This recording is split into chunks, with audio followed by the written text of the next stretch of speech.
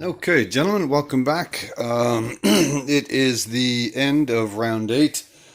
We're going to do a little different here this time. We're going to do a recap of Japan, United States, and UK Pacific all in one film. I had spent the last few days camping, so I just can't catch up on all of it. So I made all the moves according to your written instructions, and I'll basically give a brief recap. Ben, for Japan, moved one man from Soviet Far East to Siberia, two men from Sakata, Siberia. He moved two of his carriers up, landed a plane on one of them, and purchased another unit to land on the other. He moved into Sea Zone 20, took out the American sub. He has a battleship and a destroyer there. Conglomerated his forces in 35, landed a artillery piece and two men, retook the Philippines. That's pretty much the story for them. There's a brief battle in Yunnan. It was taken. It would later be retaken by the British. Anyway, that was Japan. Then we went on to America. America basically moved all its forces from 110 down to 26. It moved a battleship, a cruiser, a transport, and two men down to Queensland. So the vast majority of its naval forces are in 26, with the exception of one destroyer in 25. He purchased a sub and a destroyer and a strat for that theater as well. But that was it for the U.S. on that side. This side of the board was more interesting. He purchased a carrier, a destroyer, four men for artillery, and through movements, he has four transports in 101. He has five transports in 91. He moved his two tactical bombers into Gibraltar along with two men, and then another two into Morocco. The American forces also moved into southern France. They took out the Italians with very few casualties.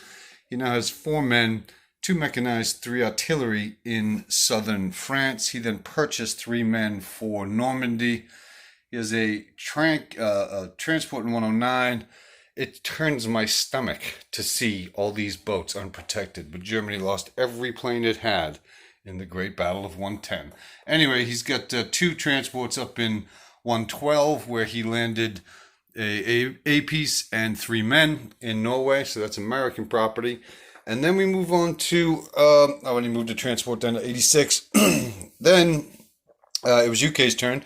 They took out the Italian transport with no casualties, destroyer, so they still have a British destroyer there. They landed their fighter here.